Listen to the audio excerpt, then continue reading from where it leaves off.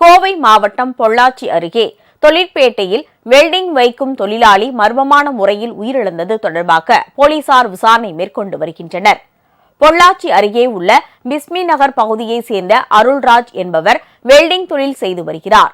மனைவியை பிரிந்து வாழ்ந்து வரும் இவர் மாங்கினாப்பட்டி பகுதியைச் சேர்ந்த அவரின் நண்பரான தங்கவேல் என்பவரது தொழிற்பேட்டையில் வேலை செய்து வந்தார்.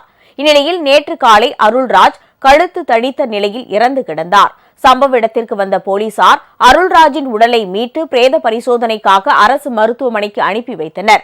மேலும் இது தொடர்பாக தங்கவேலை கைது செய்து விசாரணை மேற்கொண்டு வருகின்றனர். உங்கள் ராஜ் நியூஸ் தொலைக்காட்சியில் கஷ்டப்பட்டு இந்த கொரோனா காலத்துல ஒர்க் பண்ணிட்டு இருந்தோம். அரசு எங்களுடைய அந்த சேவை எதுவுமே புரிஞ்சுக்காம ஒரேடியா வெளியே எடுத்து எங்களை அனுப்பிச்சிட்டாங்க.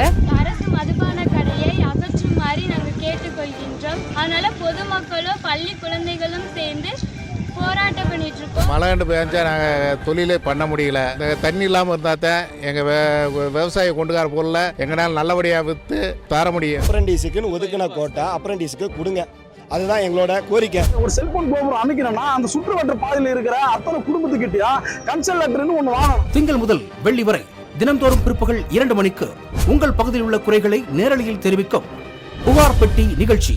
பங்கு பெறுங்கள், பயனடையுங்கள், காணத் தவறாதீர்கள்.